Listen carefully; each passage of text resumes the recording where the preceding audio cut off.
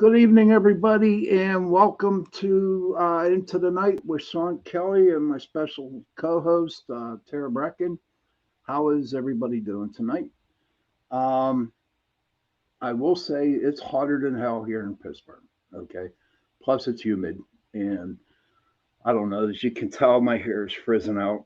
Okay, I didn't wear a bandana or nothing like that to keep it down.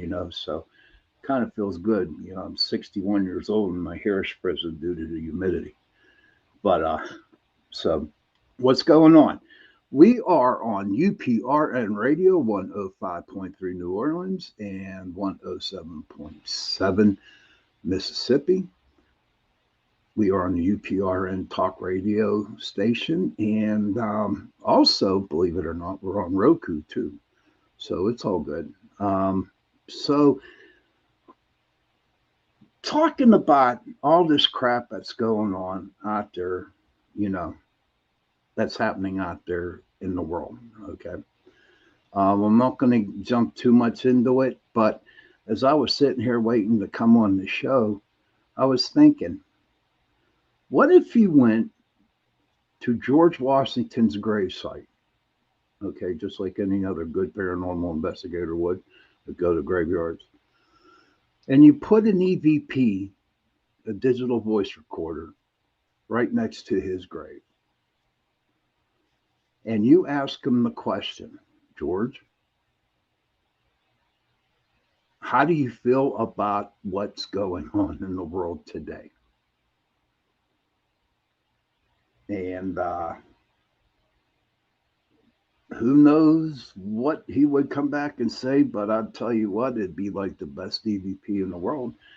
George Washington coming back and saying, I didn't want this to happen back then, and then also not so much George Washington's some gravesite, Thomas Jefferson's, you know, people who signed, the Constitution, the Declaration of Independence and stuff like that. What do you think they would say? And people, if you care to leave a comment in the comment section, feel free to do so. If you have any questions, feel free to put them in the comment section, and we'll try to answer them to the best to our abilities. So, Tara, to you, Yes. if you were paranormal investigating, and you put that EVP and the K2 meter right next to George Washington's grave, do you think you would get an answer? Definitely. Okay. Um, Gary, hey Shawn, hey Gary, hi Shawn, just popping on to say hello. Can't stay, I got company tonight. That's okay, Gary. Go enjoy your company and just thank you Nice for, to in. yeah, thank you for stopping in. But what do you think? I wonder if any paranormal investigating team or paranormal investigator ever done that Right. to go Like to go question to George Washington's graveyard. I think it would be like one hell of a conversation. conversation. Yeah, if he does answer, who knows if Yeah. he does or not. But I don't know. I was thinking about that when I was sitting here waiting for the show to happen, and I had some interesting thoughts in my head. But I'm not going to get into it now. But so I I think it would be pretty cool right now to find out where he's buried at in his cemetery, and then just go to the cemetery and do an EVP session and see what just comes up with it. But Yeah. but you know what? As the show goes on right now, there's a couple questions that I'd like to ask you, Tara. Sure. What literally got you into the paranormal investigating? My own experiences when I was young, and also the fact that I had some type of ability that I couldn't didn't know what it was for a long time. Okay. And honestly, it wasn't until I came to you that day at Giant Eagle and said, yeah, I'm an empath. And I didn't know you have a paranormal team and help. And you're like, what took so long? Because we had been friends, what, for 10 years at least by then. by then, yeah. But besides, whenever you came up to me and told me that you were an empath, did you ever think about ever doing investigating? I mean, besides being the empath stuff and meeting me, before we even met, did you ever thought about going out ghost hunting? I kind of did on my own, not realizing that I was doing it because, when I would go hiking or do the things I did as a kid or teenager, I would talk to like people that I felt around me or the trees or, just where I was at, the water, wherever. Like even to this day, when I go to the ocean, I'll talk to the ocean. So like, it's just Okay, always been a natural part of me. It's almost like I inherently knew that I was Native American without knowing it. okay. Um, so so that time comes. So how come you never went in and did it? Haha, Frater Crow goes ghost hunting black. Yeah. You're funny, Frater. You're lucky I like you, my friend. You're lucky I like you. But so I mean, it was never, I never even thought about it being a thing. It honestly, and I know it's sad to say, it wasn't until that it showed up on TV that I realized it was a thing. okay. And what was your favorite TV show of the paranormal? Oh, of course, you'd have to ask me that one. You should know that one. No, I don't. No, I might know, but Well, my people out there don't know. Paranormal State, because, we are Penn State. All right, ladies and gentlemen, before we go on with this show, all right, okay, and in the state of Pennsylvania, you got on the western side, you got people who are University of Pittsburgh fans, and on the east side, you got Penn State fans. So The you, best college ever. oh please, don't even go there. I'm not going to fight you. This is a paranormal show, so we're not going to get into that. Old Main Haunted. But but that's okay. We're not going to get into that because I just don't want to embarrass you on live radio tonight. Ha ha ha ha ha. But no, Paranormal State. Yeah. Okay, I mean that was Ryan Buell, right? Yeah. Yeah. I really liked him. Okay, I thought he you, was authentic. you Um, okay? How yeah. Go ahead. how do you think he was authentic? Here he was, a kid that was in college that put together a paranormal team. They got noticed. They got offered a contract, and it went from there. And it was a group of young kids, Hmm. whereas a lot of the other ones were established adults, and it just didn't seem authentic to me.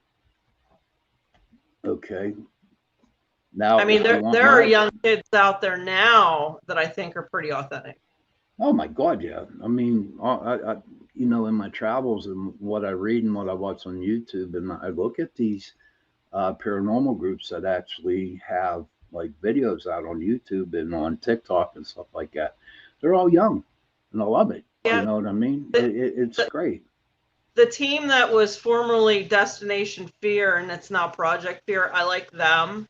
Hmm. My kids, my son, I always get the kids' names wrong and they make fun of me all the time because I think of the Sweet Life of Zach and Cody, but I think their name are Sam and Colby. I think they're authentic. I really do like them. And actually, their best friend is a direct descendant of Lizzie Borden. Okay. And does that mean that they're good? I like them. I think, like I said, I think they're authentic. A lot of the stuff that these two teams utilizes are things that can't be manipulated as easy. Like you and I are like two peas in a pod. So is Freighter with this. The more electronic it is, the more easily you can manipulate it, like a REM pod or the SLS camera, that kind of thing. And Frater Crow is a direct descendant of God. Yep, he knows Interesting. it. Interesting. I'm a Interesting. direct descendant of the Borg, There you go. the collective. That's how I feel. I feel Okay, then. that's my spirituality. I really think that we're all part of an interstellar mass energy being. Well, yeah. Okay, that's cool. And We're gonna have another show on that. Might have to bring Frater on again Oh, heck because yeah, I would have right Daniel with that too for right sure. now that's a little too confusing to me right now, where it's like 100 degrees out and really humid. So, but I look at Paranormal State, looked at Brian Yule Girl, whatever his name was, and after a while, he got an ego, Oh yeah.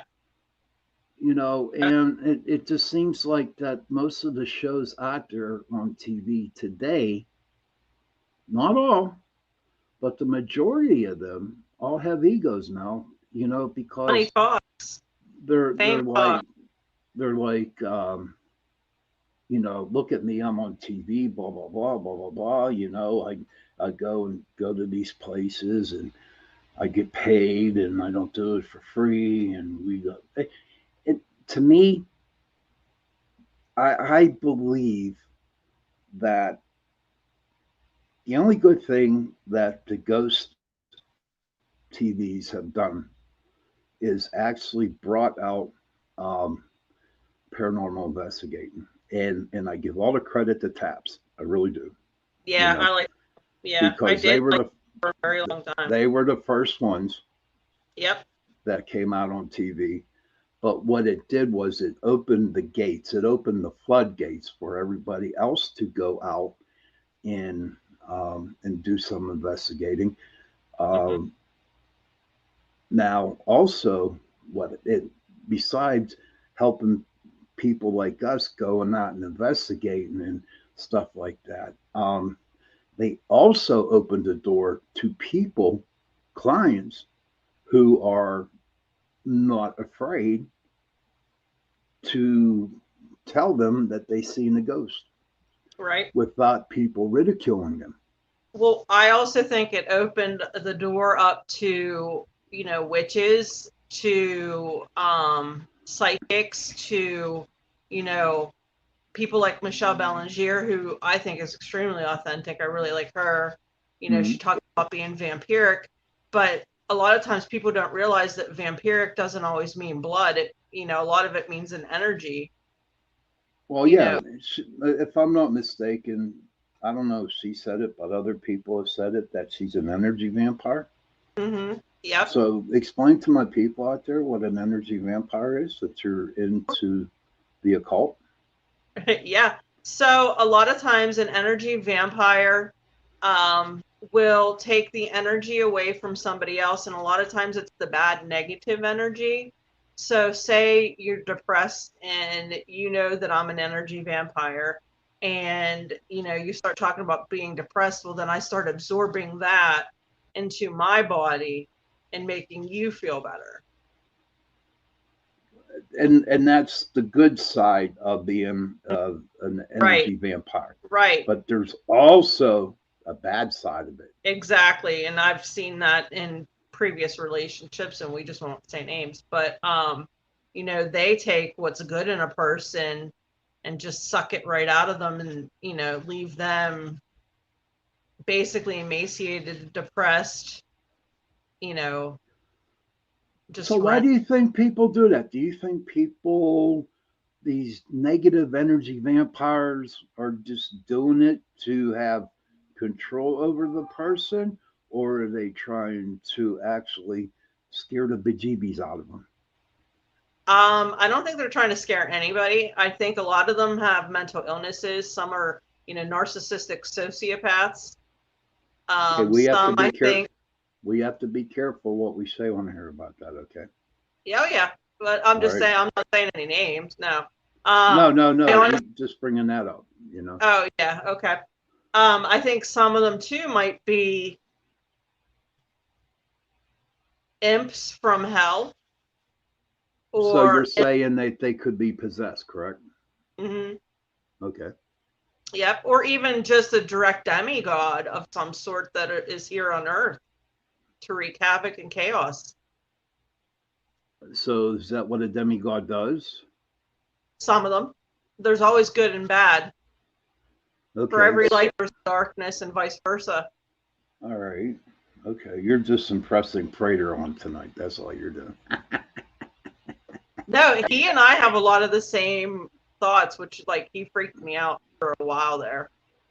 Well, you I know told him what? that too. But back to this paranormal shows.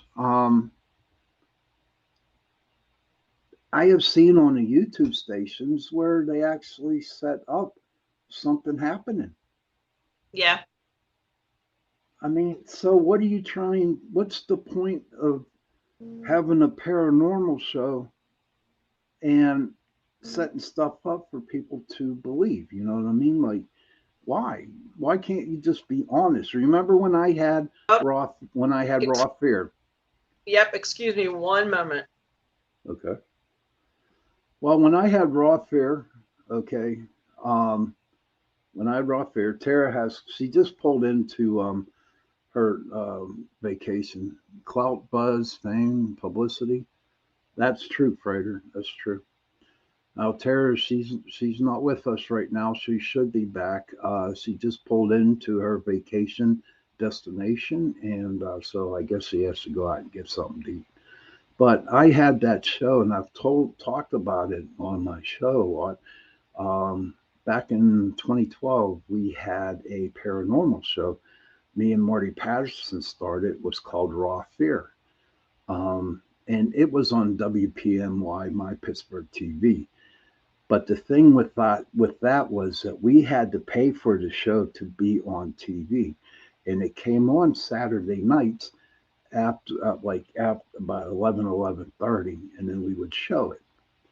But my whole gist behind the whole thing about Raw Fear was, taking people and doing an investigation and filming it raw. Okay. Like, I remember the second episode that we did on Raw Fear, we did not get no hits, no K2 hits, nothing. But I wanted it to be on TV because I wanted to show the audience out there who watched the show that not all paranormal investigations, you get something, you know? And so by just with that raw fear, and the other good thing about it was too is that we took a bunch of kids, okay, and that never paranormal investigated before, and all of a sudden, we said to them, when we first met them, it's like, if we see you acting, okay, if we see you acting, you're not. I'm going to let you go because I don't want no actors. I want you to be your true self. Okay. Well, and even when we used to go on paranormal investigations, you'd say the same thing. Oh yeah, absolutely. I believe that you should not have to go and pretend that your butt's being touched or your hair is being pulled. Even though it happens, okay, Yeah. even though it happens, but there are ones that went on investigations with us that really over dramatize situations and stuff like that. And to me, that was not professional at all. Right. But speaking of raw fear, when we get back to that a little bit, so I talked to the some of the cast members the other day, and we're going to bring them on this show, okay? And we're going to Nice. talk about raw fear, what they learned. That was 11 years ago, and I'm looking forward to that. Wow. Frater Crow says, "Well, that's I can put this up. There it is." Frater said, "Well, that's the difference between self-made production and investor-backed production. Right. Self-made can be authentic and do what they want, and if they want to show no evidence, that's okay. But investor-backed shows have to have clicks, shares, and views to make them back their money." Thank you, Greg. Thank you, Frater, for expressing that. Well, and I I could see mean, that. and also, I mean, they tell you what you can and can't wear, what you can and can't say. I mean, I've had friends on shows before that, were told what to say and do and wear. No, you're talking about me. I I'm not was on a saying TV names. show, everybody. You don't have to because I know you're I'm directing not that at saying me. But I mean, what like, happened? go ahead. Go ahead. Well, you were You're, asking about why they always showed the most interesting things. Well, you know, a lot of times these people want to show more and more and more to seem authentic or to get more, you know, jazz out of people. And I agree with like Frater saying that there's clicks, there's things behind it. I mean, if you don't show evidence, who's going to give you money? well, I can see that, but then again, okay, the way I look at it is, if you're really a really good investigator Mm-hmm. and you have somebody telling you what to do and you don't like it, even though you're getting paid for it. Oh yeah, And I agree. I remember when I did that show, I was Yeah. only on for 5 minutes, and I was told by the Hollywood producer that produced that show, said to me, said, you have to say this, you have to do this, you can't do this, and you can't do that. And I said to her, but that's not how I play it. You know, I call it as I see it. And she said, you have no choice in this. But I did what I was told, you know, under very, I was mad when I did it, but you know what? Sure, Well, I I got money. remember. I got money for it. But it to me, it's just like, so I'm dealing with this Hollywood producer over there, and it's like, wait a minute. And then all of a sudden, two and two click together. You know what I mean? Yep. Um, and then I was on another show, but I wasn't an investigator. I wasn't a. I was a witness. Mm-hmm. Okay, I was a witness. I remember Uh, that because I called you up. You remember? I was freaked out that you were on there because I didn't even know. yeah, everybody was freaked out. And if anybody wants to know, it was on the Ghost Hunters episode tabs whenever they were at the Carnegie Library. So in Pittsburgh. So if anybody wants to look that up, it is the Ghost Hunter show from the Carnegie Library in Homestead, Pennsylvania. I was okay. That was Hold one on. of their first seasons. Frater says I have been involved in Hollywood style production before as well, and they ignore the evidence and cut it from use to instead use dumb shit that had nothing to do with investigating. Like I said, it's all about buzz and bullshit, not the evidence and respect. So true, brother. So true. Yep. So out of your whole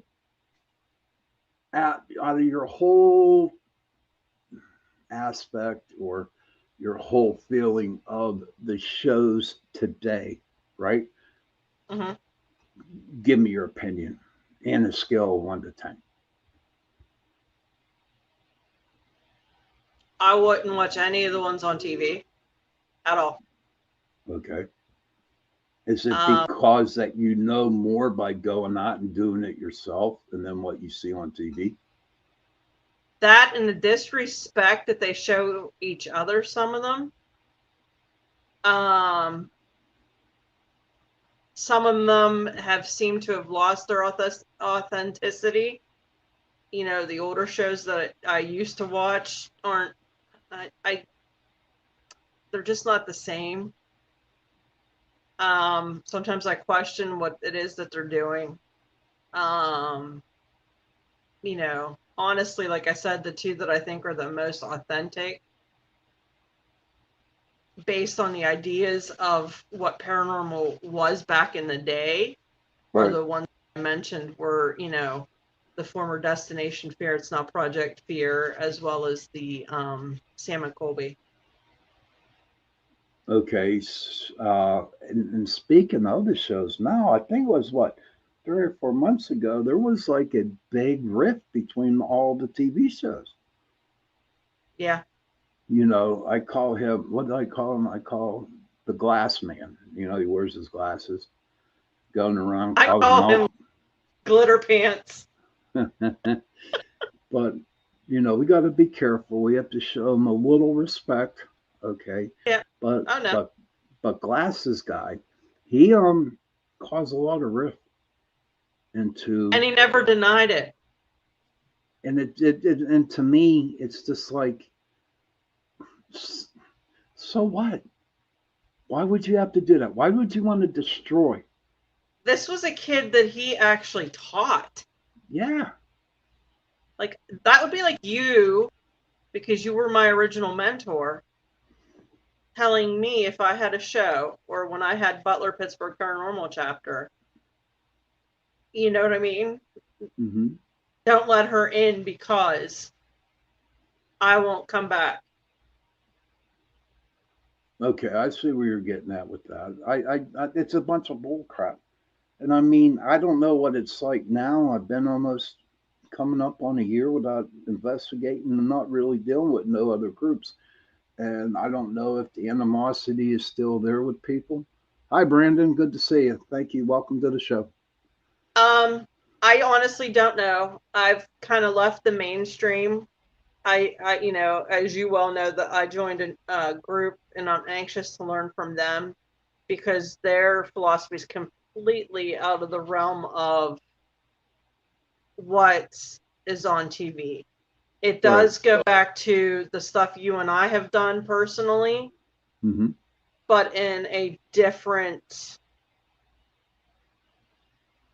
it would be like a similar road, but not quite the same road. So it'd be almost like a parallel road that kind of Right. starts to go a little bit different. Okay. Uh, Brandon. Oh, hi, Amanda. Good to see you.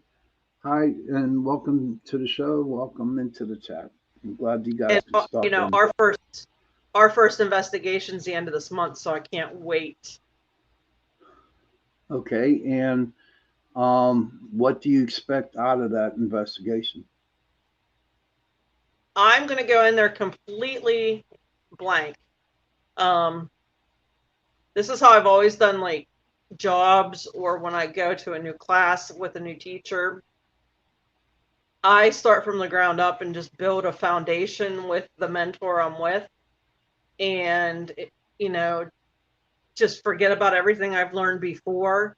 And if any of that might pertain to what I'm learning, then I'll start piecing them together. Don't ever forget what you have learned. Never forget it. If I can make a suggestion to you, all right, whatever you've learned in the past from me and from others, put it in a little box, Mm-hmm. okay?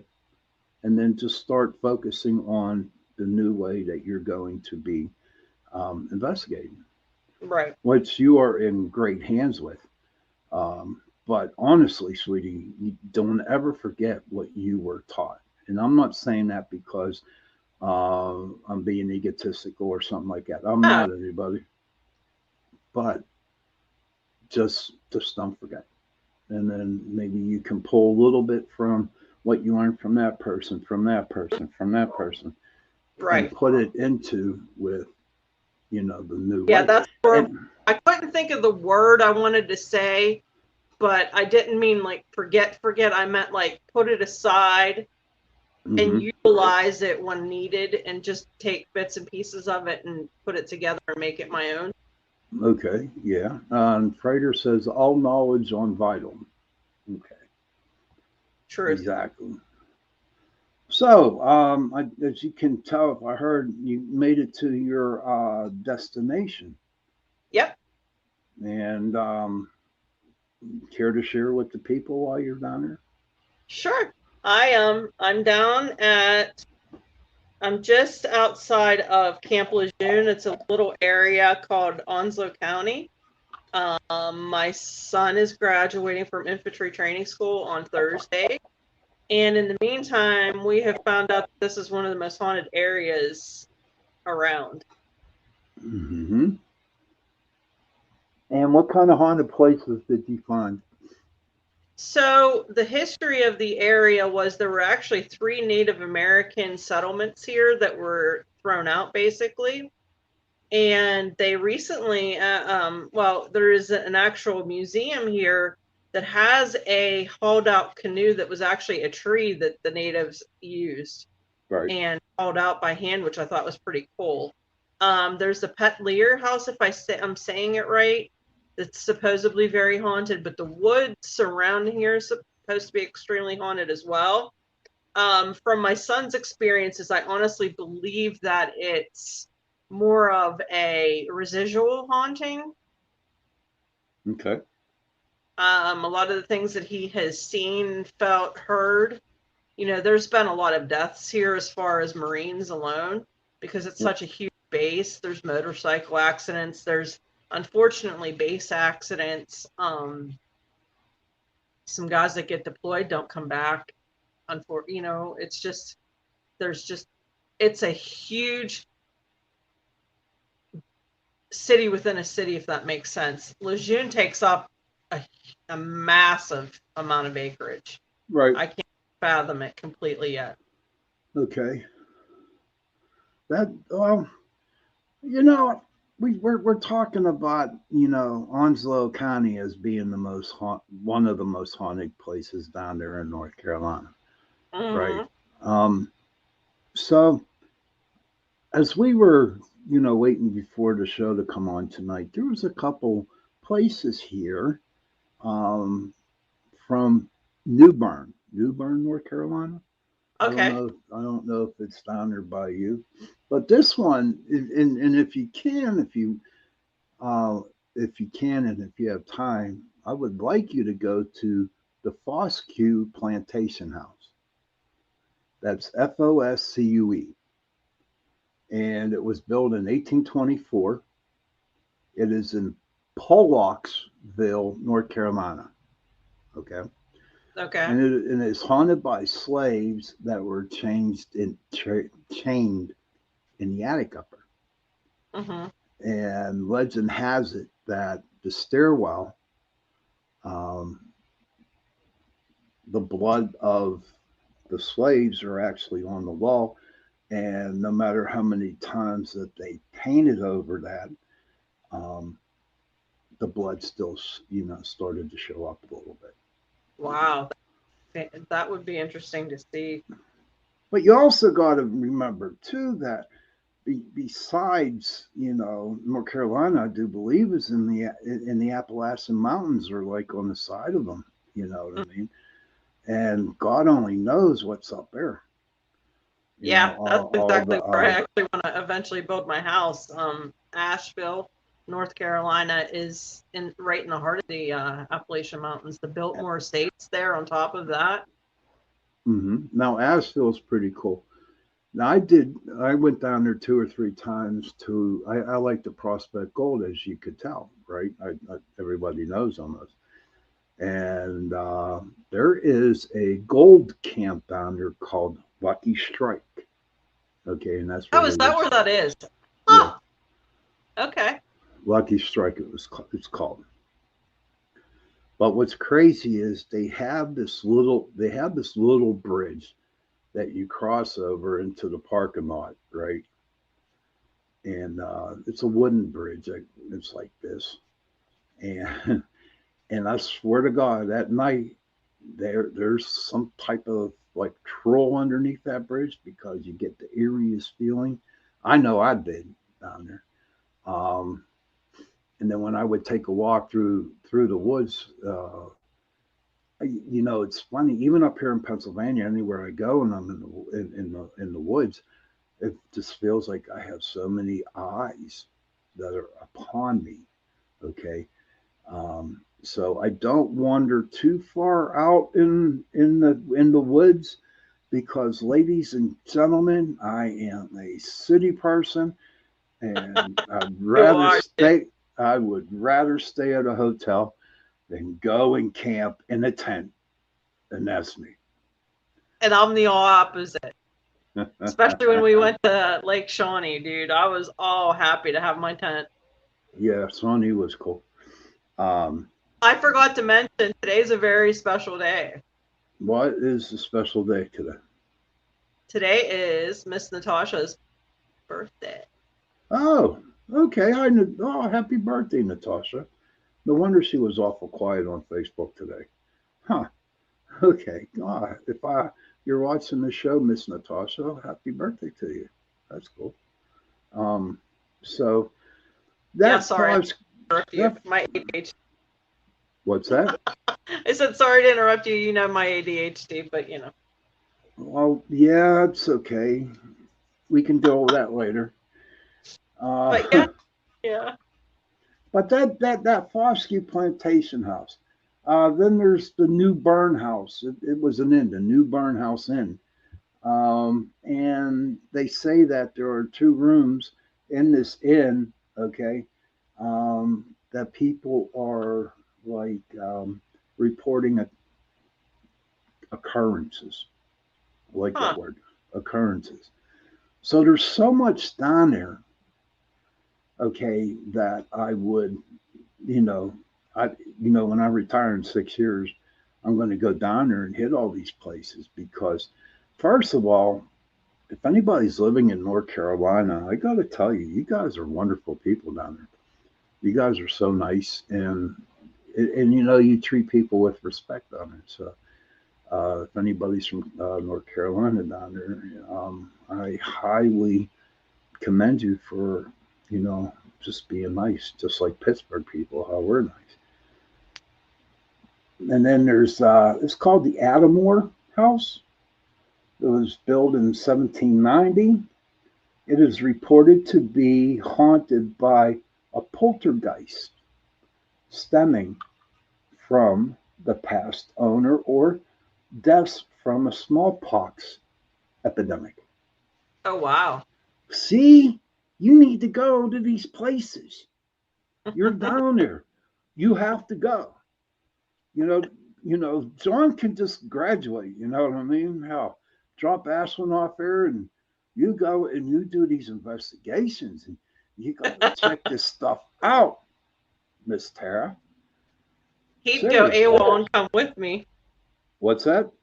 He'd probably want to go AWOL with and come with me. Yeah, that's true too. That's true. We don't want him to do that. But so I hope with you being down there in North Carolina, I don't know how long you're going to be, but if you can check out any of these houses or places, that would be like really cool if you could do that. Nice, nice.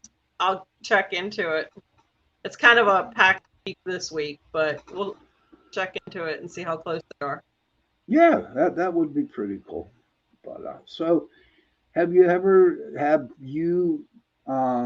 have experienced any other paranormal situations going around you recently? Yes.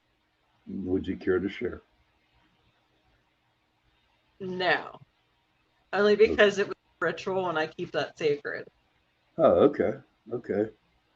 Well, you're grinning from ear to ear. It must have been a good one, huh? I'm messing with. Yeah, it is. You're smiling. You know the deal. I found out a lot of stuff.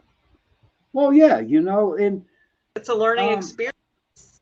but of course, but you can to me, if you do a ritual, and maybe if I'm wrong when I say this, and if I am, please tell me. But when you do a ritual and you finally do get the answers to what you are seeking, right? The question would be, can you handle the answers that you get? Or Well, would there be any type of doubt that you would have? the thing that most people have to realize is, and thanks to some of the mentors that I have, and they tell you that there's always a consequence. Period. That doesn't mean Consequence of what? with everything, not just ritual, not just anything witchy. There's a consequence to everything. Me talking to you, there's going to be a consequence. Is it going to Okay. be good? Is it going to be bad? Same thing with ritual. Is it going to be good? Is it going to be bad? Is it going to be gray? You have to be willing to accept the consequence, period. But we're human beings, And it's Oh yeah. not, I mean, it's like, okay, I do a ritual or I, and I got my answers through, we'll say meditation, and I don't like the answers. And with me being human, I'm going to have a hard time accepting that answer. Oh yeah. And I then mean, you you go, have to then you always. go through the doubt. Then you go through the Yeah. doubt, like, well, what questions like, why did I do this ritual? Why did they give me the answers? I wanted another answer, but they didn't give me that answer. And then you You've start, been through that with me before with myself. So I mean, but yeah. right. But what I'm saying is, then why do one? Sorry, my hair's a mess. Um, to me, it's part of who I am. It's part of my religion. It's part of me being authentic. It's my quest for knowledge. It's my not wanting to come back to Earth um, another time. It's, helping people learn through me. It's helping source grow, helping others grow. Right. Okay. Which I highly commend you for doing what you're doing. I got your back. Whatever you do, I got your back. Right. Right. But my question is to you is you get your answers, but you don't like the answers. Can you accept those answers? And please be honest. I have to. I mean, there's been times in my life where I've point blank asked somebody if they loved me still, and they said no. Did I want that answer? No. Okay, okay, okay, okay. But it's for the greater good of you, It's for the greater good, period. right? Whether it's the greater good of that person, the greater good for me, the greater good of the world, the greater good of source, it is what is. Now you have mentioned the source a couple times tonight. What's the source? The God of my understanding. Oh, okay. All right. That's cool. To put That's the it way I simple. look at it. Yeah. Mine's a loving and caring God as I understand him. It wasn't the one that I was raised with, and I'm not even going to get into the religion part of this stuff. No. But okay. It just amazes me. And you know what? As since I have retired, or I'm not going to say retired that I retired, I'm saying that since I've taken a very, very long break and continuing taking a long break, all right, a lot of things that I did when I was investigating, it's not as much as I question myself. It's just I see what is happening with other people, and I'm wondering, are they actually seeing what they're seeing?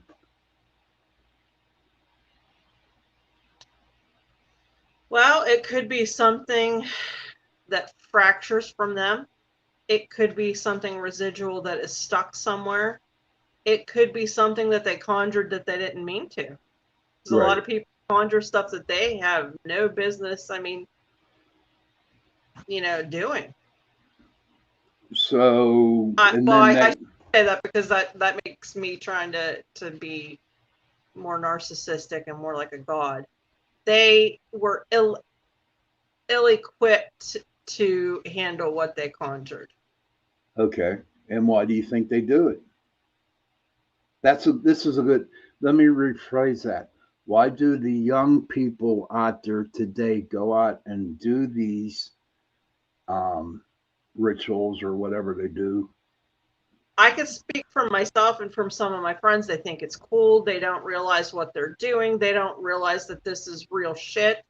I don't know if we could say real stuff. Yeah, you could say shit on here. Yeah. Okay. Um, you know, they don't realize that there's light and dark, no difference. Mm-hmm. That dark isn't always bad, that there are things in there, out there that pretend to be dark and are actually evil. Mm-hmm. Um, you know, it's just, a lot of people, and a lot of people do it for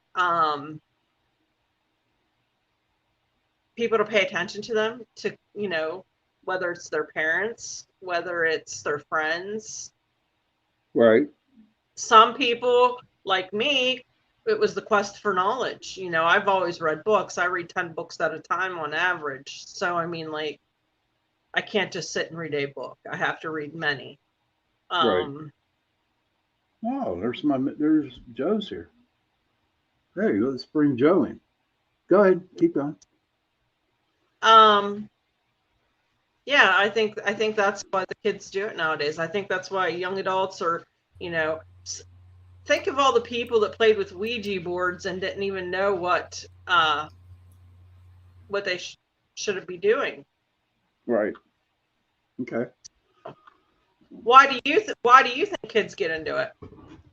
I think it's just the fad going on, where people were, you know, young adults, okay, Mm-hmm. they really can't fit into society, you know, that they go out and they try this because, to be honest with you, uh, when I really started getting into ghost hunting, before then, I wasn't really anything a part of. I wasn't really part of anything. Do you know what I mean? Mm-hmm. Um, Right. but with starting even though I was 45, I think when I started, it was 2006. I'm not sure how old I was. But once when I started it, you know, I felt like I belonged. So Mm-hmm. I think the children or the young adults, okay, um, now they kind of do it to, I guess, kind of fit in Mm-hmm. to it. That's the way I look at it. Yeah, it helps them feel whole and normal. I mean, I was one Right. of the kids that I wasn't a jock, I wasn't a cheerleader, I wasn't an emo, a geek. I was more emo, I guess. Okay. Preppy. I dressed all kinds of different ways, but the most comfortable I always felt was emo. Right. Okay. Back in our day, it wasn't called emo, but What were they called? uh, goth. Goth? Mm-hmm. Okay. Okay. I can go with goth. Yeah, definitely. Absolutely. But that's how I feel, you know, with the children. Mm-hmm. Or I hate children. Well, I'm 61, so I consider them children, you Youngin, know, youngins. But some in the South. so it's your turn to rapid fire me some questions. So I don't want you to keep, you know, keep No, no, no, talking. no, no, no. I'm cool. What was the hardest part of being in the paranormal? What is the Um, what is the hardest part being in the paranormal? To be straight up with you, by having formed a group and being the boss of the group, is actually trying to get people to go on investigations. Okay. yeah, Um, dealing with their egos and stuff like that. Um, and it's not so much that I was mad at them because of their egos. You know, I have no control over what people do. You know what I mean? right. But You have control of your own side of the street, buddy. and it was like, okay.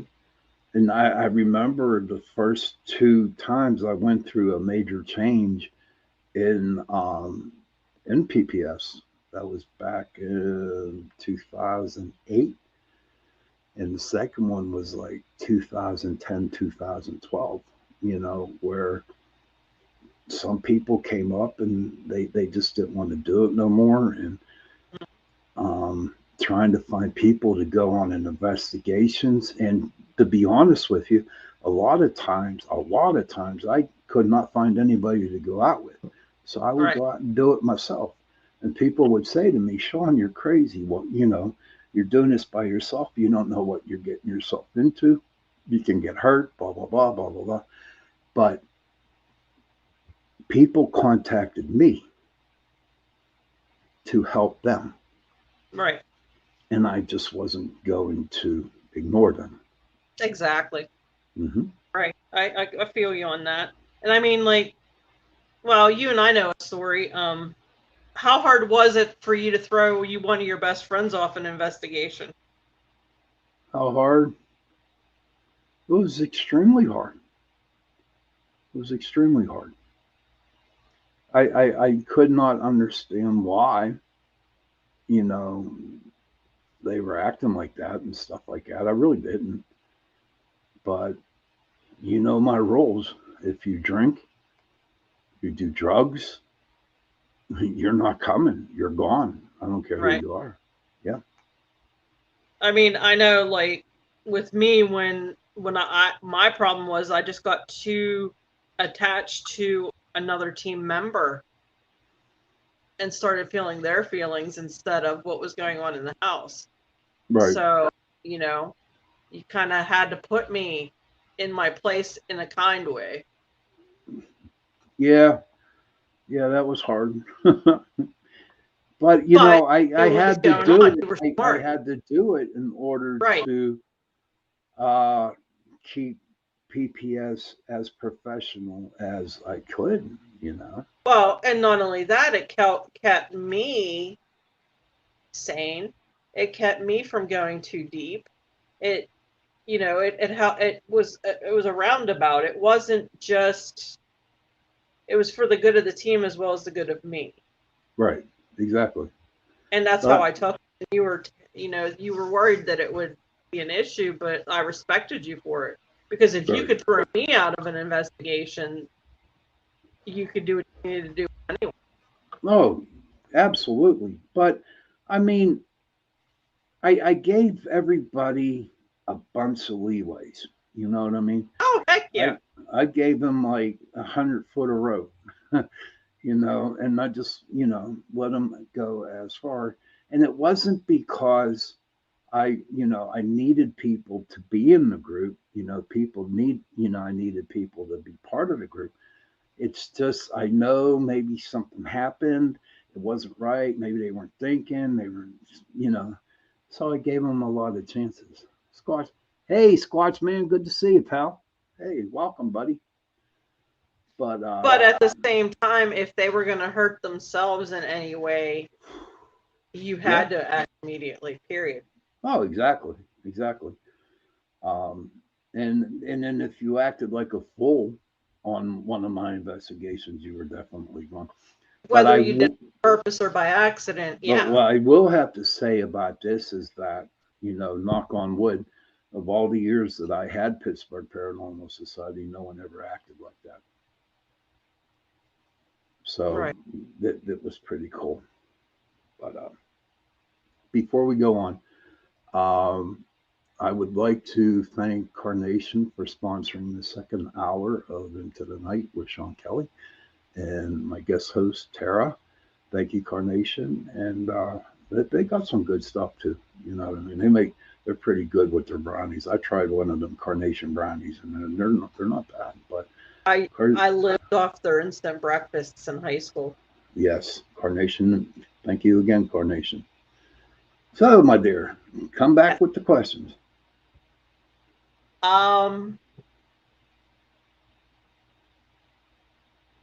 what was it like for you growing up paranormal?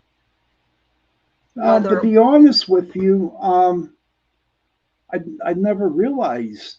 I I really mean, seriously don't remember growing up because of my yeah, accident that I had. but the thing is, you were still growing up in your 20s.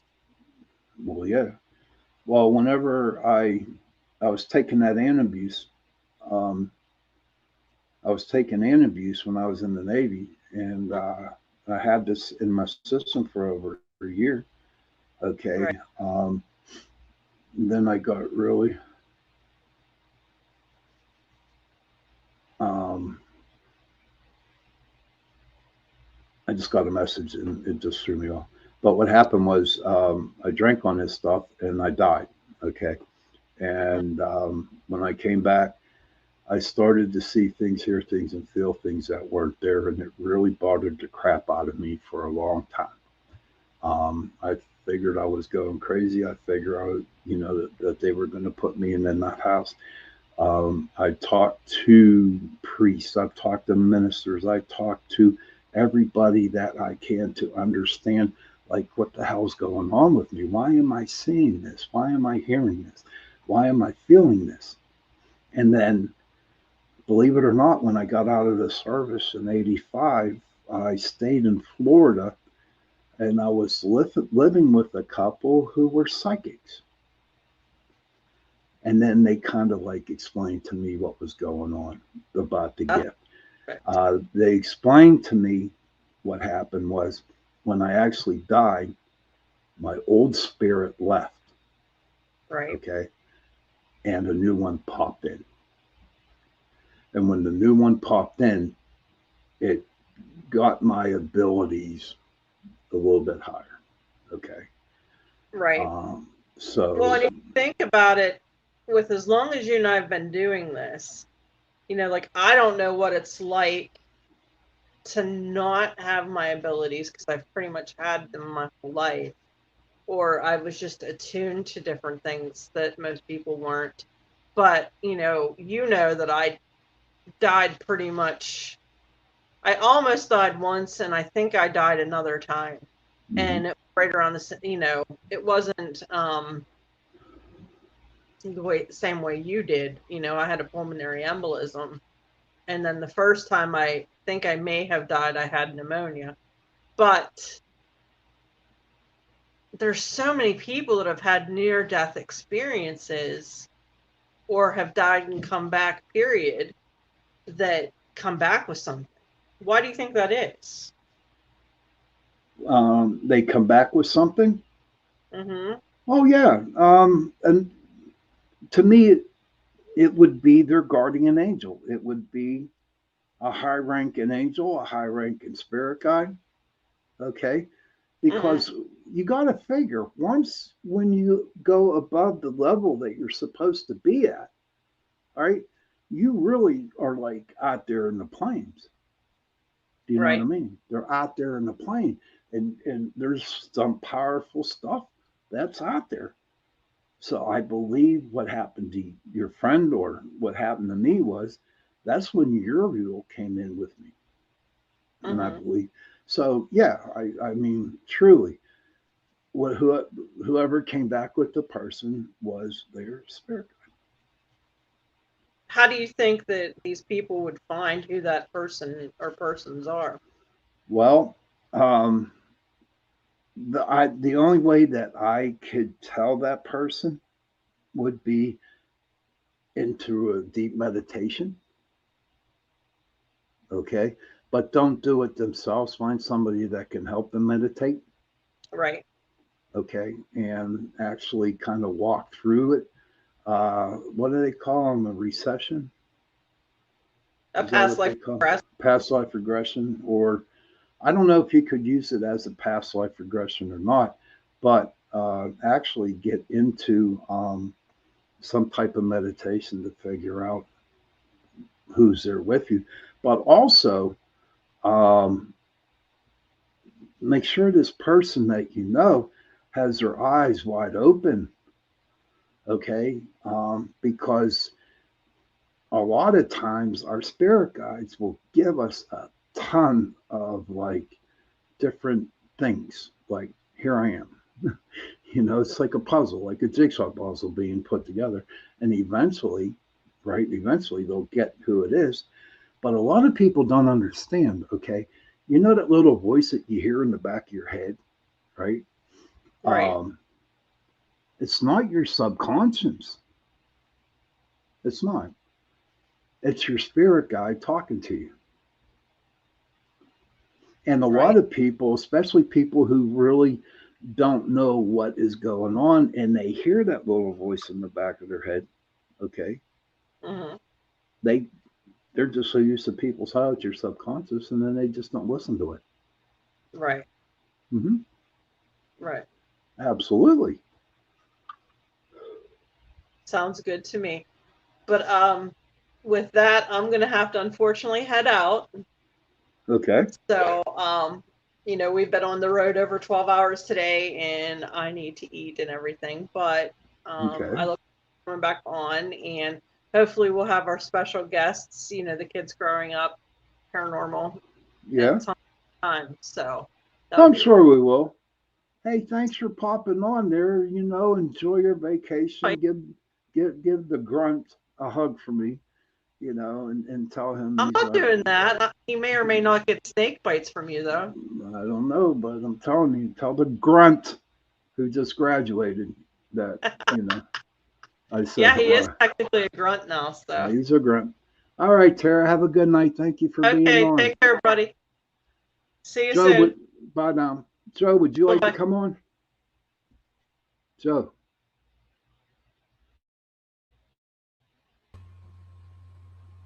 would you like to come on? Joe. Oh, he's quiet. He's busy. All right. Okay. You want to come on?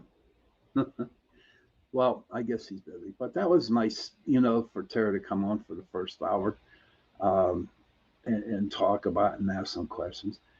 Is there anybody out there in the comment section that has any questions that they would like to ask? Um, you missed it, John. Yeah, you missed it, buddy. Yeah, your mom had to sign off and uh, you know go get something to eat. That's all right. All you got to do is watch the replay. It'll be on.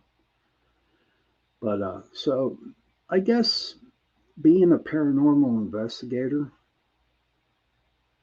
in my time, it seriously has changed a lot. A lot. You know, there's a lot more equipment out there.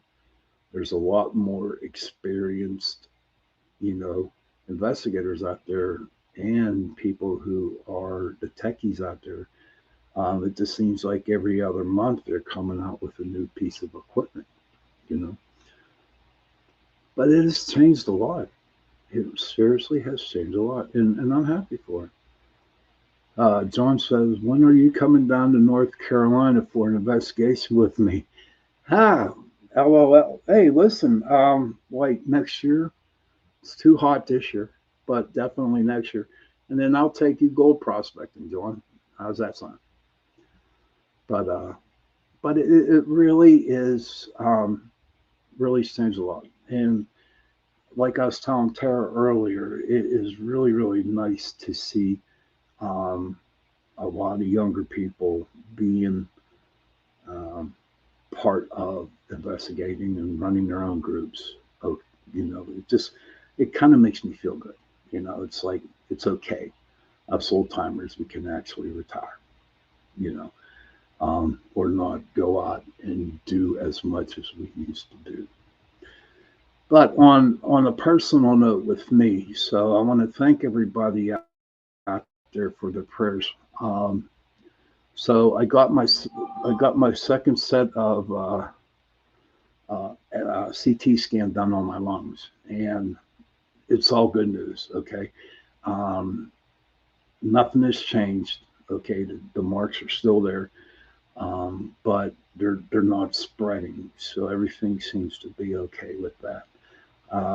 So thank you again for the prayers. I really truly appreciate it. Now I got to deal with this thing that's on my neck. And I get to talk to the doctor tomorrow, and we're going to see, what we need to do that. Thanks, Brian. Thanks, Brian. Brian's my cousin. Yeah, it is. Thank you.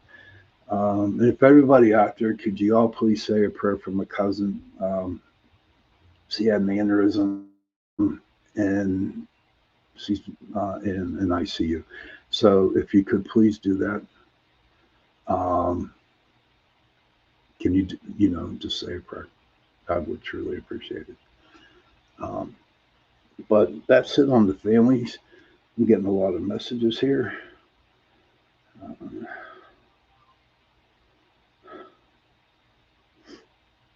uh, so, does anybody have any questions out there? Um,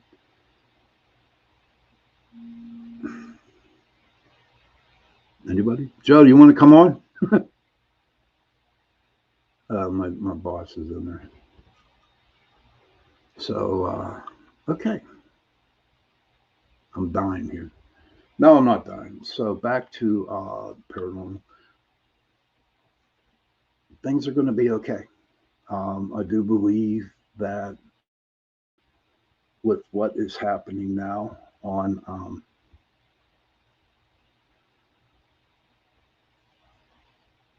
everything will be okay. Excuse me. I just need to catch my breath, my thoughts here. Um, but it must be spirit working. Like I'm not supposed to say anything or not like that. Oh, okay. Brian goes, okay, that's a good. When am I shaving? What? I ain't shaving this. This is my signature here, buddy. That's my signature. And you know what? I was thinking about actually, braiding it. What do you think? Or, yeah, that's a good question for everybody out there. You think I should braid this? Um, but I'm never going to shave it. So life is okay with me now. Everything was good. There's still some things that I have to work on for myself, and I'm sure it will happen the way it is supposed to happen. Oh, no, my friend Brian, she say, I agree. Young ones picking up the slack. That is true, Brian, and it's great. Um, I like what I'm seeing with this, and I know that it's just going to get even better. But my question is, how far can you go? What is the real reason why people investigate ghosts, right?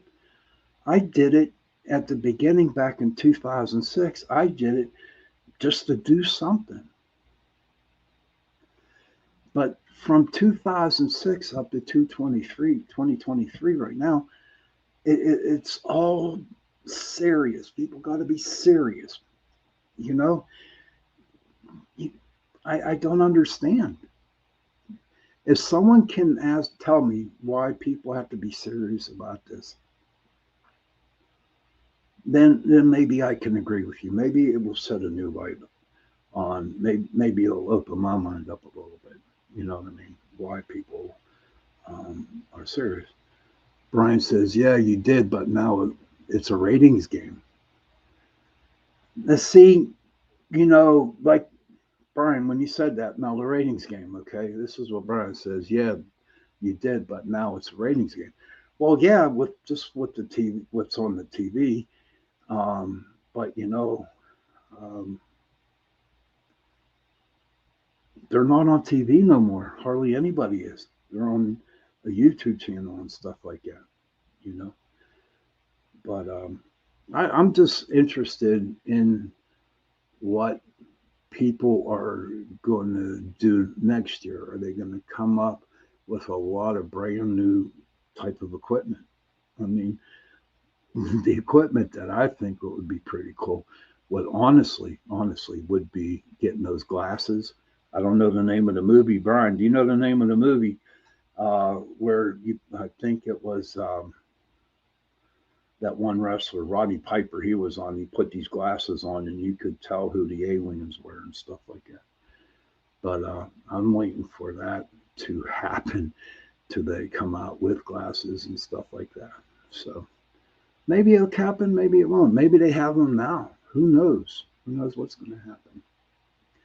How many, and speaking of the equipment, speaking about the young people who are investigating, what about the different places now that are used like really big to investigate? They live. Thank you, buddy. Thanks, Sebastian. Good to see you too, bud. But what about these new places in investigating? A lot of people are so excited, and I see it on their TikToks and I see it on their YouTubes that they're so pumped up because they're at Eastern Penn or they're down at Prospect Place or they're at the Battleship North Carolina. You know what I mean? And it's just like, yeah, look, we're here, we're here. What about the places that aren't popular? What about them? Find a road. You know, here in Pittsburgh, it's Blue Mist Road up in North Park. Thank you, Sebastian. I appreciate it. You don't seriously need to pay an arm and a leg to go to the places where 100 other people have gone. The only reason I can think, if it was me and I'm putting myself into that shoes, is that I need to go to the battleship North Carolina because a certain paranormal TV group was on there and I had to beat her. So I can tell everybody, all my friends, yeah, went to the New Jersey, I meant to the North Carolina battleship. And people know it who don't even paranormal investigate these sorts of shows, and they know more about it than I would know. You know, Brian says, "Ain't going down that road without you." Brian, he's talking about Blue Mist Road. That is a really creepy road, really is. Um, but let me tell you a little bit about that Blue Mist Road there. It was up in North Park. Okay, it's called North Park up there now. But before it became Allegheny Park, Allegheny County Park, it was one big farmland. Okay, and on this farmland they had the Ku Klux Klan, um, and they used to hang people in the back, way in the back on this road. Um, and then there were also a lot of satanic rituals. I mean, you know, nothing against you, Frater, if you're still on, buddy. Nothing against that. Yours is cool, but they were really, really nasty, and they would like really do some bad things. And there was some occults that happened down there, and they performed pretty nasty stuff. Brian is saying it was behind his house. And you know what? It's really crazy because if you go down there, and I like to take people there, whoever come into Pittsburgh who wants to go on an investigation, I usually take them down Blue Mist Road because honestly, that road could, really creep you out. In fact, Tara, who was on our show, who's my co-host tonight, uh, her son John, who's in the room now, I think he's in the room or talking to his mom now. He saw a couple Wendigos up there, So I and I've known them for over 20 some years. Okay, and I know that they're not lying to me, but for some reason I'm still on the fence about a Wendigo up being up there around North Park. Now I could be a shapeshifter or what. I really don't know. I can't say, but I don't know. But if that's what they told me, then I got to go with it because and I wasn't there. Okay, and I'm glad that I brought that up, that I wasn't there. Okay, and all the years that I investigated, and I had stuff happen to me in my group, and this happened and that happened, and people, you try to, tell people what happened, and they're like, "Nah, you're full of shit, Shawn. You can't do that." Blah blah blah blah blah blah blah. And then I look at them and I'm like saying, you know what? You weren't there at that investigation when this happened to me or to my teammate, you know, people who investigated with me. So why would people want to automatically come up with a judgment on you and um, and not just accept the fact that this happened to you? Are we that rude? Are people that rude? Brian says, I'd be out smoking on the deck, and sounds I heard were crazy. Ah, yeah, there's a lot of coyotes up in that area, ton of them. But you know what? Getting back to why can't people just accept the fact that this happened to a person? Let me ask you all this, and this is true. This happened on an investigation. What if I came up and told you that we were at an investigation And we had this little little Chinese girl that was with us, and she was like 80 pounds soaking wet. And I turned around and I saw her actually get picked up and thrown. She was literally picked up and thrown. What would you people think? What do you think? Are you going to tell me no, that never happened because it's impossible to happen? Are you going to judge me and say you're so full of crap, Shawn, and it never did happen? And that's what really, really irked the crap out of me, is when people would tell me, bonjour, I'm back. Hey, bonjour, John. John's back. John, good to see you, buddy. You got to get more Marines on this channel here, buddy, and watch my show. That's what you need to do.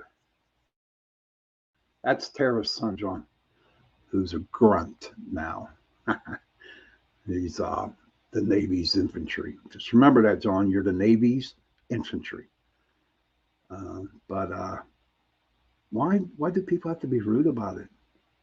You know, why do people have to be so mean? I mean, especially when you're first starting off, as you went on a couple investigations and you seriously got some cool evidence,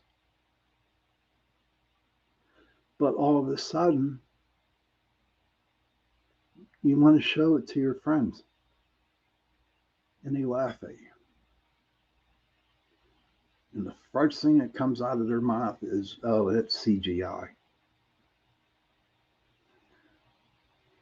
Do you know? John says, I'll try when I hit my unit lens depart. But do you know how bad that hurts a person? When they go out of their way and talking about investigating, all of a sudden they come back with a great piece of evidence, but you kind of like shun them, that you laugh at them. Let me ask you people this question. Let me ask you this. The people who make fun of the paranormal investigators. Let's just say, and I'm just going to use Brian as an example. Okay, he's my cousin, so I'll just use him. So Brian, okay, went out and he won the lottery and he had all this money. And I went up to him and I said, you're full of shit. You never did. That's fake. That's fake. But you're going around and it's like, show me the prize. Show me the money. Show me this. Show me that. But Brian, Brian said, oh no, I won that. I won that. I won.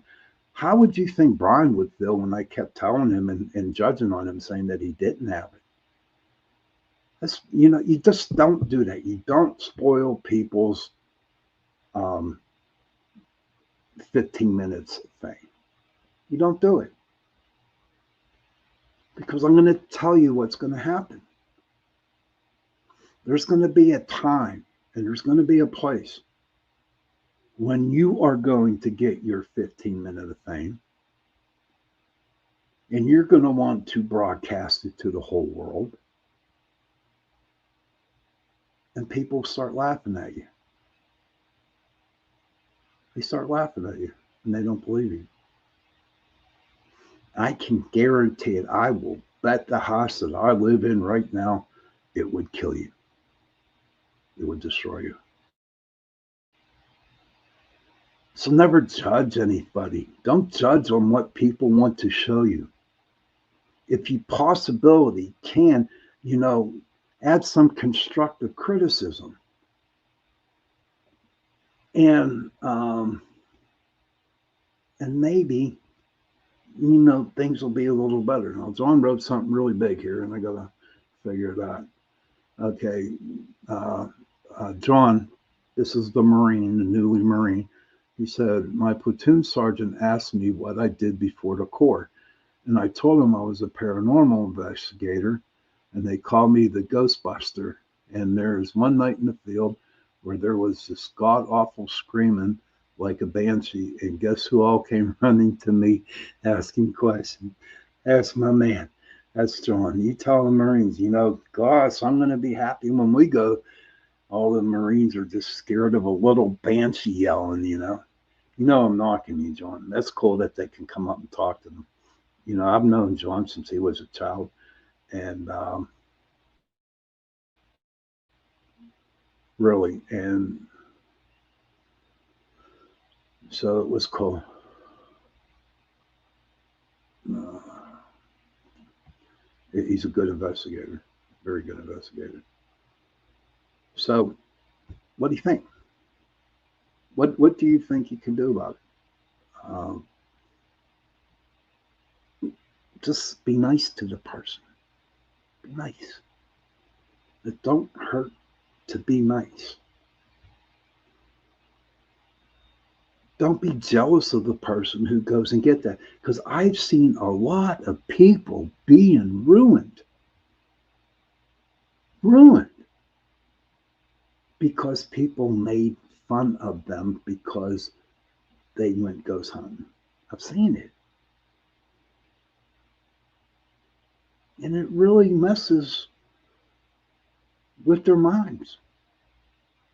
And it don't have to be ghost hunting. It could be you walking down the street, or, you don't like the clothes that that person's wearing.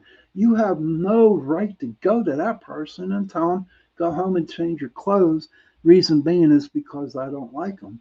And now the person you told is going to have a complex now, and then they're not going to wear their stuff no more, because already in their mind they're saying, okay, people aren't going to like it, or I don't look good in it. The hell with what people say to you. I was the one, and I'll tell you, and I'll be the first one to say it. I was one of them. It bothered me. I wanted everybody to like me. I would go out of my way to help people, thinking that I would, that I can earn their respect, that I can trust them, that, they could help me out when I needed some help. But they never did, you know. And so I kept getting it. And I always hope that one day that it will come, that the people who I've helped in a long time ask, and that come back and help me. But you know what? It never freaking happened. It never happened, right? Because whatever they got out of me, they got it and then they moved on. So now I will tell you, my gave a damn broke. My gave a damn broke. I don't, and it really, really bothers me that it broke, because I tell you what, I always was there to help people out. But now I don't want to do that no more. And it's not me. It's not me. But it got to the point to where I have to look after my own um, mental health. Okay. Now, good question. I thought about this, and I've asked this on previous shows, and I'm going to ask John this too if he's listening. All right, Brian, have a good night. Talk to you later, brother. See you next week. Um, but if John's still on, maybe he can verify this. But for me, that when I did investigating for all those years, I always wondered if there was, due to my mental illness, did it have to be part of me doing, paranormal work? You know, because when you do that, I mean, your brain is out there, and God only knows who's picking at it, what's going at it. Um, so, do you all out there think that, if you investigate the paranormal for the longest time, that there is something that happens to you? I do. I really believe that. Donald Trump must be coming on TV or something, because everybody is leaving the chat room. I hope I'm not boring everybody. But you know what? I'm just saying what I have to say tonight. You know, I told everybody that I was retiring from paranormal investigation, and I am. Okay. But you know what? Maybe I'm just taking a long vacation. And maybe I'm just going to, get back into it and not do it full time, but just to go out with people because I really do enjoy it and I really do miss it. You know, um, I'm still concentrating, trying to do the best I can with podcasting, with being on UPRN radio, 105.3 New Orleans, 107.7 Mississippi. I got a great producer. I got a very good stage manager who's the best in the whole wide world, and she's the best. But the, they they're great. This whole platform that I'm on is awesome because there's a lot of excellent shows that are on this platform. You got the Outer Realm with Michelle Desirose, uh, writers of writers of something. I forget what it's called, Joe. Sorry, Joe's my producer. But I have to write these names on. But there's a lot of good shows on. And you learn a lot from these people. I've learned a lot from Michelle. I've learned a lot from Joe. And I've learned a lot from Lorelai and all kinds of people. And it's great. So I'm concentrating on this a little bit more. And we'll see where it goes from there. As got some other good news going on. Um, Tomorrow, I'm actually harvesting my first batch of potatoes. Seriously, they're ready to come out of the ground or come out of the bucket because planted them in the bucket. But I'm pulling them out tomorrow, and I'm going to take some pictures, and I can guarantee it, they're going to be all over Facebook. So be more than happy to share the pictures next week if I know how to do it that way.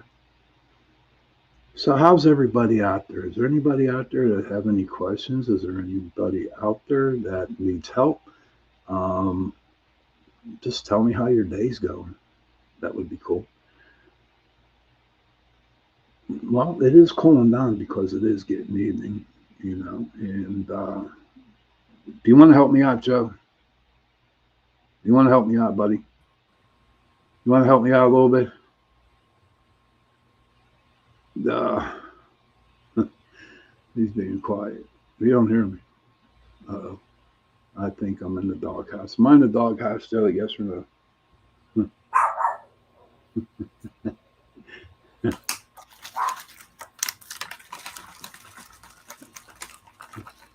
All right, I'll let you go, Joe.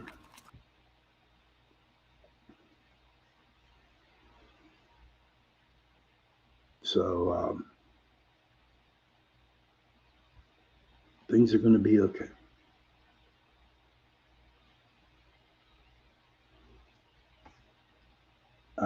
Next week, like I was telling you about raw fear,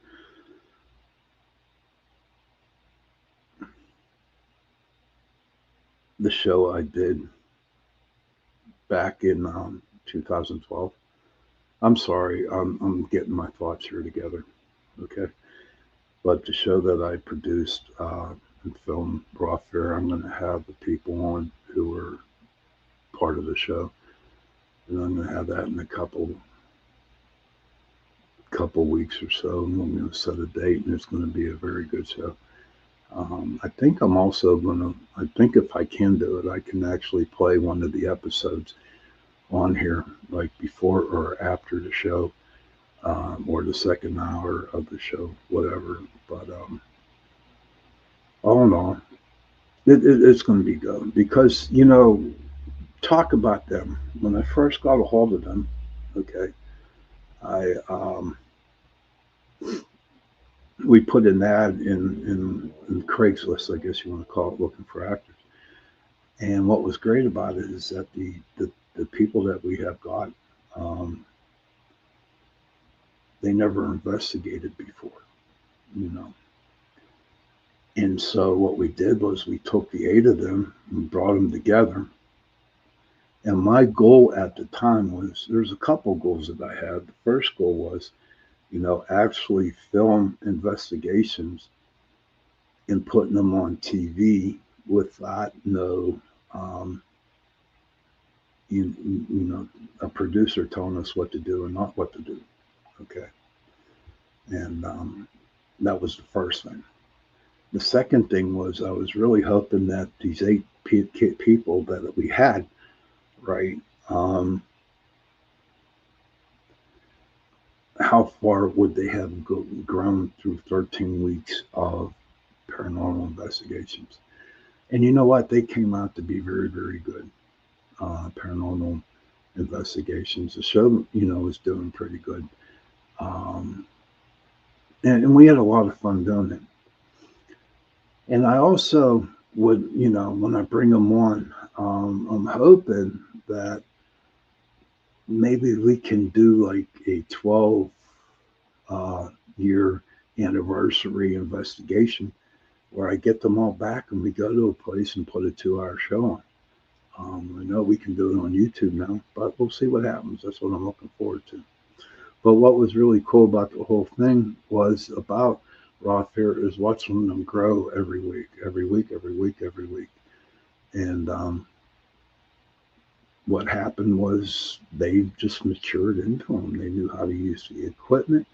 They knew what they had to do, to investigate. I mean, there were a couple of times we were filming, and me and Marty didn't. All we did was film. We really didn't have to do anything. Um, so I was impressed, and I'm hoping if I do get one of the shows on, I'm going to put it on so everybody can watch it to the best, and just see how it worked out. How was everybody's 4th of July? You know, mine was great. We sat back, and we watched fireworks, ate a lot, tried a new grill, it worked. But it was crazy though. It was a crazy 4th of July. Because I explained it last week on the show, but it just seems like the 4th of July was not how it used to be. It was kind of like the doll thing, Dull. It just didn't feel right. Fireworks were good. In fact, I was impressed with the fireworks because um, they were like a half hour, and that's very unusual. And but no accidents, no one got hurt, and now we got to wait 300 and what 60 360 days ago, and we can do this all over again. But if you're interested in as you know, and you guys who have been following me forever, I jump from different place to different place. And so I'm going to jump, like, if you like, I talk about the 4th of July, then I talk about Raw Fair, and I'm going to talk about people who actually want to become a paranormal investigator. What I highly recommend that you do is at the place that you are living, don't go out and do it on your own. Go out and find a group that that knows what they're doing, preferably a very well established group, and just ask them to go along. Because what you see on TV is really not what goes on the investigations. Okay. If you can handle sitting in a room with no lights on and talking to somebody who's not there, it's boring. It's really boring, you know. I mean, you're all hip, you're all gun ho and ready to go in there and set your equipment up, and then boom, you're sitting down in a dark room asking questions. Hopefully, you get some response.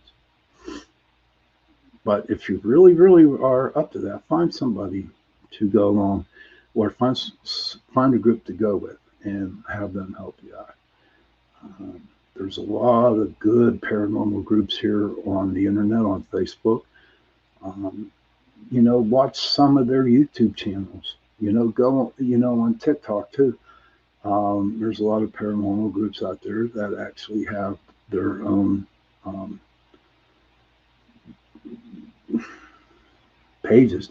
that they actually go out and they film, their investigations. So, go check them out.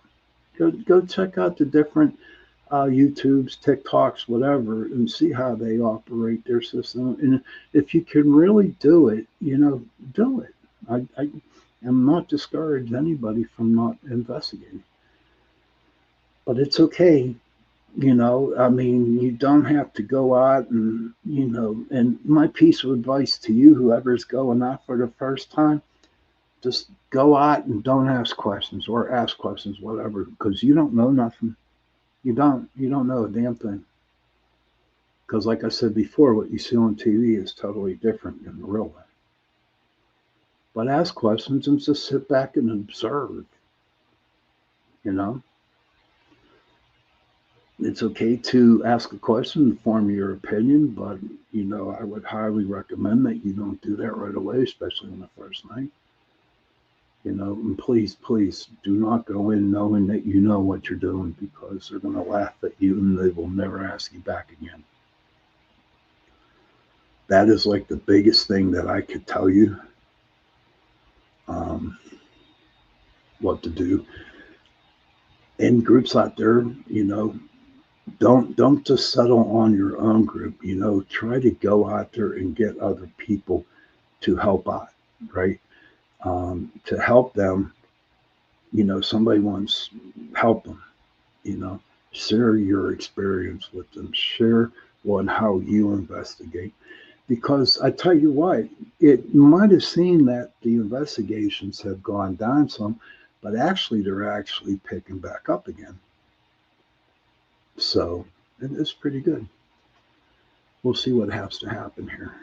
I got about 12 more minutes to go here. So is anybody out there in the chat room that would like to mention something or say anything? Feel free to write it in. We can talk a little bit more. So now let's see. We went from raw fear to investigate. Oh, okay. I'll bring this stuff up. All right. So when I started the investigating, what the biggest rush for me was, the big rush, was working up to the day of the investigating. Okay. Waking up like the day of and getting all my equipment together, doing a plan, driving out there, getting dressed, driving out. Hopefully everybody's there. And then when the investigation starts, that was my time. That's when I got excited, before the investigation. And then after the investigation or during the investigation, that's when, the thrill settled down. Now, there's a lot of people that their thrill is after the show, after the investigation, wherever they go home and they just don't even go to sleep and they look at all their pictures or their videos or listen to their EVPs, but mine was just, the effect was going to the investigation. That's where I was at with that. What I'm going to do right now is I'm going to pull out a card. I started doing that again. And, in this card, it's from the medicine cards. It's an animal medicine card deck. And with the medicine cards, okay, you also got to remember that even though we have angels that surround us, we have spirit guides that are around us, we also have the animal spirit guides with us too. Okay, so what I'm going to do is I'm going to pull a card, right? I'm going to pull a card. And what I want you guys to do is Google this card, and it will tell you why this card was pulled for you, okay? Why this animal popped into your life this night, during the show.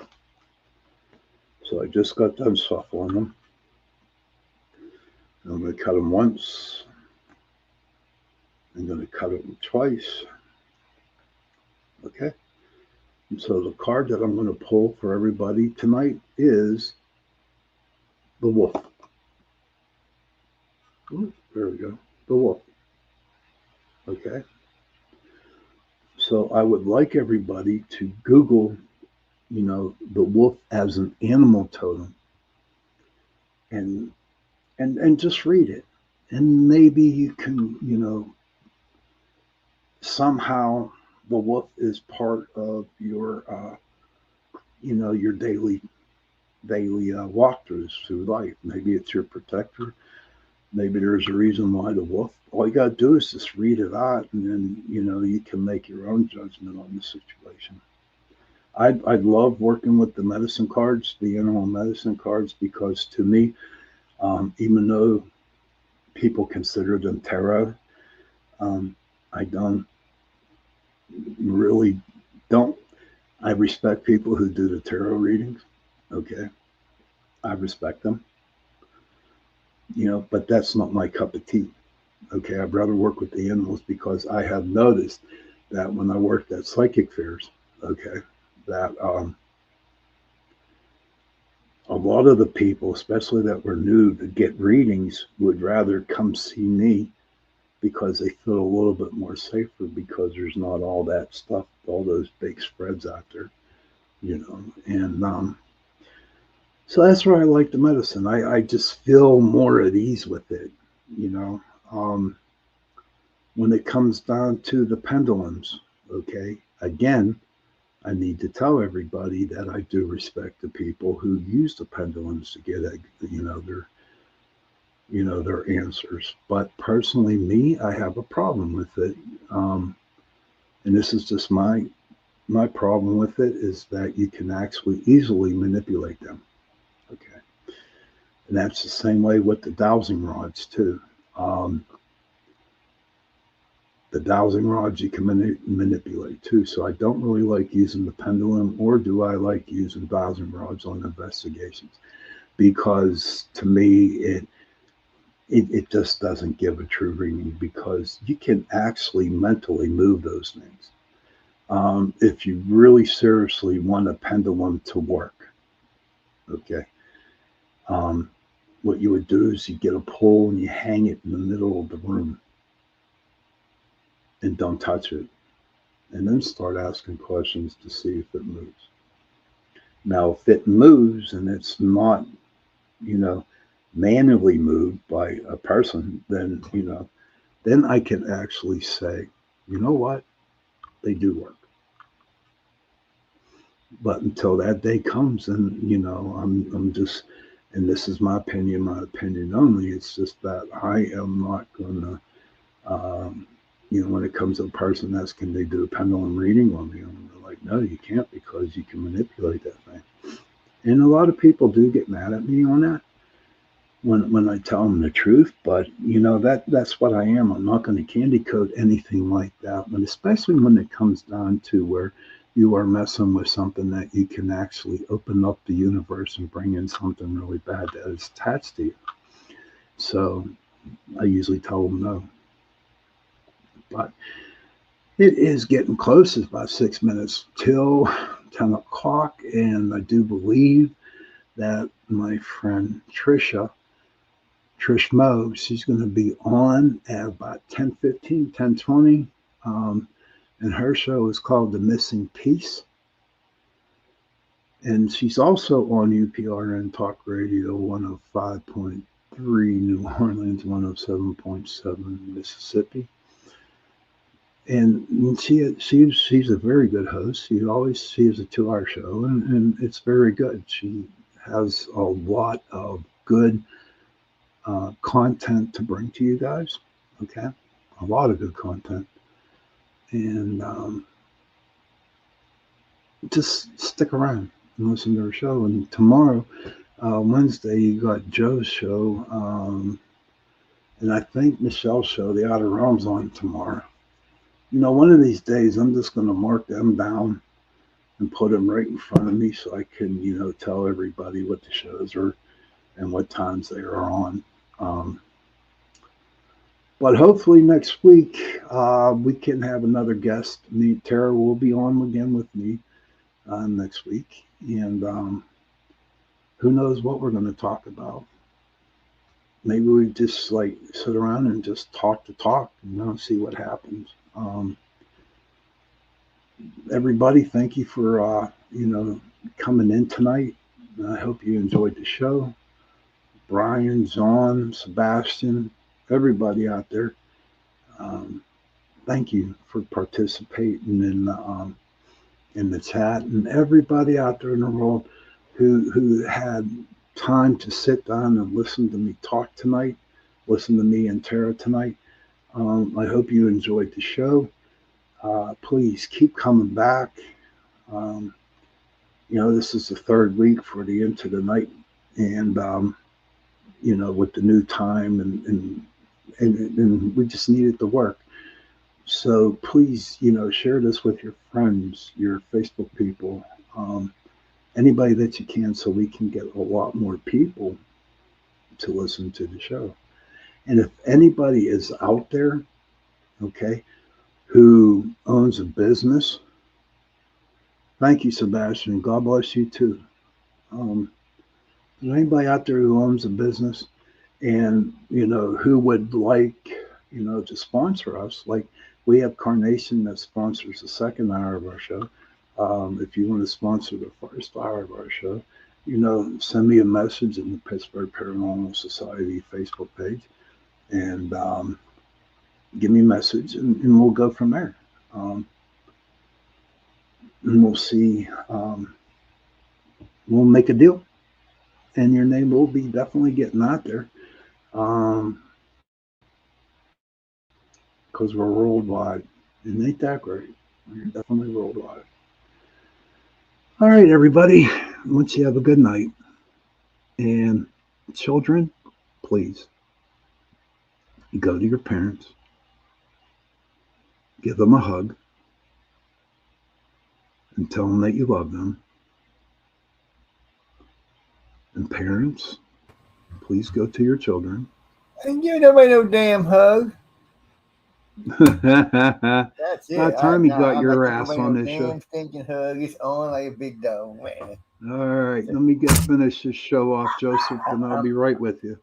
No, actually, I'm teasing. No, people, I won't hug everybody. Okay. Joseph, I had to come in real quick to show on something because I didn't catch him earlier. So, real quick, and then you can go back to what you were saying.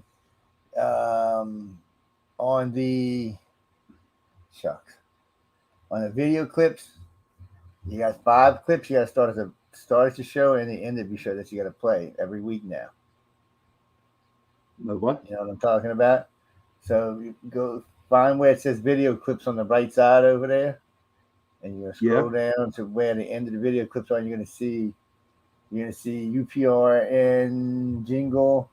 You're gonna see a bunch of WFOTFs. That's commercials, and then you're gonna see 1, 2, 3, 4 podcast award things. So the way it works is here. Let me show you right quick. You are listening to UPRN, United Public Radio Network, coming to you live on 105.3 right up to 107.7 FM from the beautiful city of New Orleans. UPRNtalkradio.com. That one plays, and then any one of these 4 WFTFs can play. There's 2 of them in British accents and 2 of them are in American accents. These are sponsors to the network. Here, let me show you right quick. Looking for stories that are fresh and new?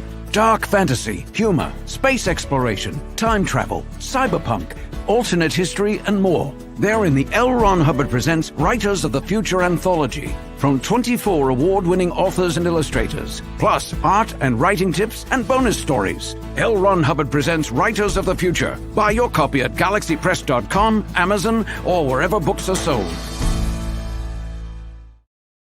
They're an official advertiser on the network these days, so they have to be played. The jingle and that one has to be played at the beginning of the show, along with 2 of these. which are or the podcast awards, and at the end of the show, the two you play at the bottom have to play again along with the top 2 jingles. Okay. You can play all the jingles. I don't actually care. You can play all 4 of them if you want, but it's so hold on. Let me let people All know. right, everybody. It's time for you to get out and nominate your favorite podcasts. There's an amazing show I want you to consider for the People's Choice Podcast Awards. The Outer Realm in the category of Best Female Hosted Podcast. The Outer Realm is a very popular show hosted by Michelle DeRoche and Amelia Fasano, which boasts millions of listeners each week who are well known for and have been complimented on their very laid-back, roundtable style of interviewing. Together, this dynamic duo brings you the best of the best with guests from around the world who are well-versed within their respective fields of ufology, paranormal, esoteric, and other areas of high strangeness, and more. So go to podcastawards.com to nominate The Outer Realm in the category Best Female Hosted Podcast. That's podcastawards.com. And please take... All right, everybody, it's time for you to get out and nominate your favorite podcast. Yes, it is that time of year again. There's a show I want you to consider for the People's Choice Podcast Awards. UFO Undercover in the category of entertainment. UFO Undercover brings you some of the most revealing and current research that is being done with respect to alien abductions and contact. Host Joe Montaldo has been an abduction researcher for over 35 years and is uniquely qualified to bring you live interviews with some of the most well-known... For a second, that guy is handsome. I know. All right, everybody, it's time for you to get out and nominate. That's funny. What the hell you got around your neck? That's my handsome light decorations. Let me close this out and I'll talk to you, dude. Yeah, get it close that real quick. All right. Do I have to play any more of these things? Not right now, but I'll explain the rest of it when we get off the air. All right. So everybody out there, thank you for joining the show. Me and Ter will see you next week. Have a good night and stay safe and sweet. Good night. Good night, sweet time. Don't let the band. Hold on a second. Shawn exit.